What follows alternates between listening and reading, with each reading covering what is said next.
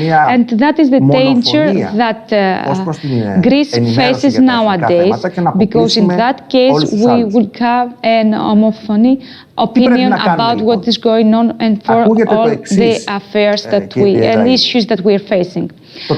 And what is listened nowadays, it is really simply, but it is used in purpose. What you want to do? You want a war?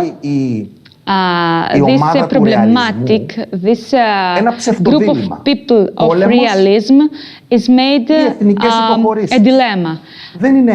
On the one hand, we have the war, and on the other hand, we have a backstep. But it's not a dilemma. We don't have to take and get in that trap. There are a lot of solutions. If you have to do with a neighborhood that you can discuss with, and with Turkey today we can't discuss, we don't have a dialogue for other issues, but how we can do a dialogue with a neighborhood who don't respect our treaties, our agreements, because what happened with this summer was an invasion because the Greek wanted to have to extend its maritime borders, but we set back and we didn't take our dominance in the maritime borders, but at the same time we retouched and we give them the opportunity to permit them to do the research in places and in maritime borders that they didn't in the past. So, if we don't want to have conflicts and don't have to make some dominance in order to have a peace between those countries, but at the same time give them the courage to go on, and if we have to do with a governance that is really belligerent, you give them the opportunity to make them exaggerate and defend them even more. Previous years, the national point and option was that if you come to Greek and Aegean Sea in order to research, we won't permit it. And all these years, this policy had good results. And this threat to war against Turkey give us the result of not having any conflicts with Turkey. But nowadays, the democracy that permits to the research of Turkish people, I don't know what the result will be. But there are a lot of nationalists who support that this policy will not have a correct result, or maybe we have much more worse class than we already have. And I would like to add, Mr. Zaimi, that in Turkey we don't even have a free opinion, but Mr. Erdogan would not resist its own journalists not to speak, but he wants to make any other journalist internationally not to agree with him. I would like to set a parenthesis because I would like to say that the European judgment has said that the international media can answer to any other government could do, because if there is something willfulness is made. And in his statement, all the media would like to answer to Mr. Erdogan and all the challenges that they made. But as the part of the Turkish, they announced that they make a defension and they are going to make us to the judgment of the Turkish juridification, but at the same time they can't do that because it's not under the Greek and the Hellenic or the European judgment. And that is what the neighborhood is doing. It's not a democracy. We are talking about a dictatorial governor and not a democratic governor. φανατίζεται σκοπίμως από ελεγχόμενη πληροφόρηση από την εξουσία. Δεν μπορεί σε αυτή τη στιγμή να συζητήσεις. Ακόμα και δευτερεύοντα ζητήματα, ακούστηκε για παράδειγμα πριν το ζήτημα του τουρισμού. And of course, as you mentioned earlier, as for the tourism, we can have a good relationship with them. And take, for example, the first tourist attraction in Turkey that was in Constantinople became a Jami. How can we go and how can we support these actions that are really challenging for us? That doesn't mean that we can't communicate, but at the same time we can send a message that we, under this consideration, we can't sit in the same table with this illogical situation, the illogical action, but we need to see an Erdogan that was, as he was 5 years ago, that he was really logical and he could understand and he could discuss with us without challenges and without threats on what he wants to do for our islands. I was scared about what I heard about Mr. Verelis because he presents us a scenario that Turkey is going to invade in Castellorizo and Castellorizo will be until the Turkish invasion, but there were tremendous things. But he didn't think that might not happen and that might have a conflict with Turkey and we will be the winners. That might be another option of these people. And that is an option that many people take, and we have to create the fear to people in order to accept some national conflicts, some natural belligerences. I don't know if Mr. Verelis is here to discuss with me. So my consumption, general consumption, was that when we are talking about the great nation, many years ago we had many challenges in order to defeat whatever presents by Turkey. Mr. Zaimis thanks Mr. Rizoulis, and he's really representative on what he said. He had a lot of questions, but unfortunately we may have no time to discuss it.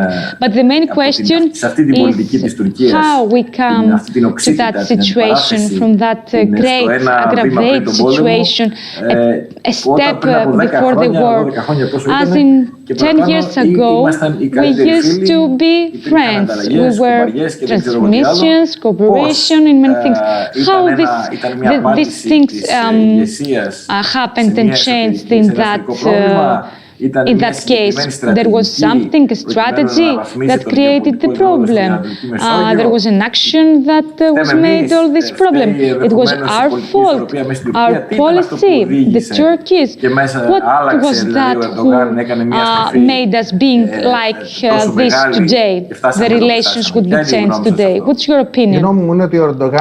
Mr. Rizoulis said that Mr. Erdogan had some internal problems, so he missed the confidence that people gave to him. So he started creating an enemy, a common enemy, and at the same time he has decided that he would be the great leader of Turkey, and that was his vision, because he doesn't do this against Greece. We can see what is going on with Syria, in Israel, and suddenly he had the help of American and of course the Russian, that he was a great force, and so he felt that he was the leader, the great leader of his country, and he believed in that, and that's why he was trying to make it true, and that was the best way to present his success in his country, to present in his country that he was successful, a successful leader, and Turkey was a successful nation. Αλλά ξέρετε, την τρέλα και την μεγαλομανία του αντιπάλου είναι δύσκολο να την αντιμετωπίσεις με λογικό τρόπο. Γιατί εμείς είμαστε μια λογική χώρα πράγματι και μια χώρα που επιδιώκει την ειρήνη. Όταν τρελαθεί ο implementations in order to understand him. If the neighborhood doesn't think logically, we can't do anything. If it's our blame, it is something that we can do, and we had a step back, permitting him to do some things. But we didn't give him the opportunity to believe that he is the great leader. Because he thinks so. Mr. Zaimis mentioned that Mr. Erizoulis had a great discussion, but at the same time creates a lot of problematics on that issue. He would agree that the fanatism and is not helpful in any case. Either it is created by some governments or any other countries is not helpful at all. Of course, the propagate should be expired out of any country, and so the journalists should play a vital role on that, and every journalist should keep the critical point of view that has in order to support the view and the option the newspaper has made, but at the same time, each journalist should respect the information and the newspaper line, and I think that it was true many years ago. And of course, politicians should have the same option.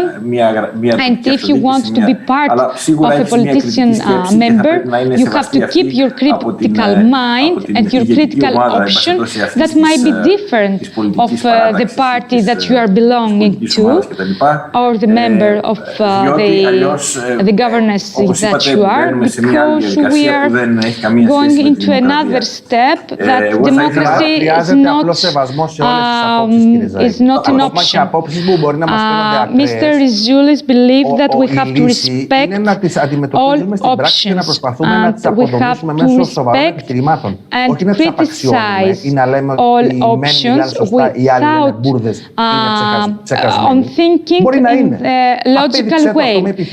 But we need improvements, and we need to have the arguments of that people who support the option. Greece is a country that has free media opinion, but at the same time there is a criticize on what they are saying.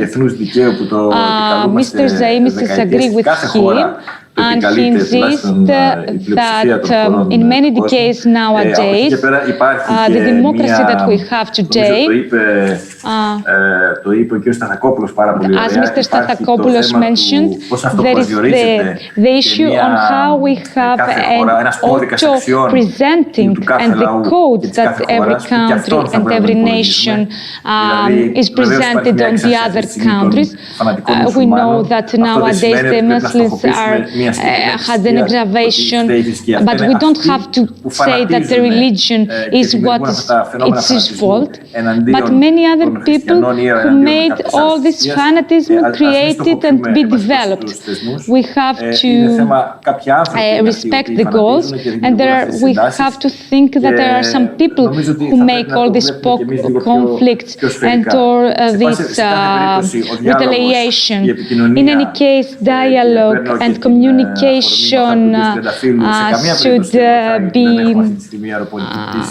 should be taken under consideration, and we have to take under consideration that we don't have a flight connection with other Eastern countries. In the past, we don't have in some European countries. We don't have immediate flight connection with some European countries. Of course, we are doing some airline connection with all the country in our country.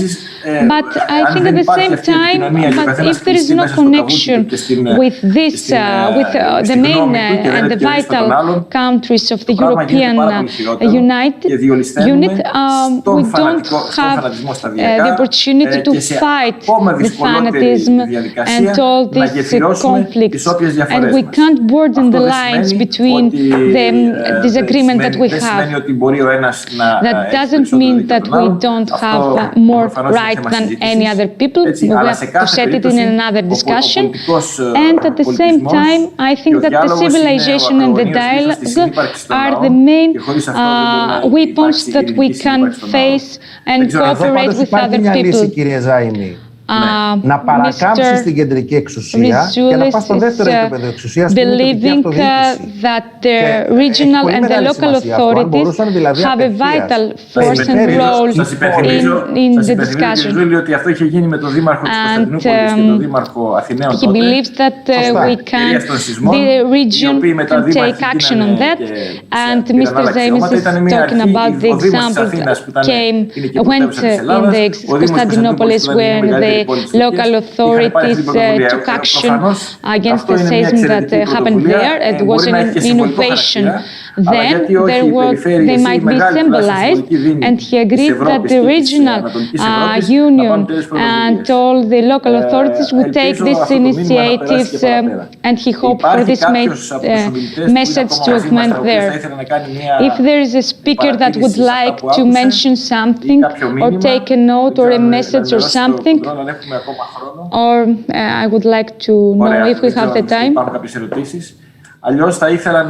Otherwise, I would like to thank all of you, especially all these people that are abroad, in England, in Turkey, in America, and every other who were connected, or in Italy. And I believe that we have the opportunities to go on this dialogue, a discussion that we had today, and specialize it in more specific issues like culture, tourism, environment, that was already mentioned, and not be so constructed with the conflicts and army situation. Thank you so much.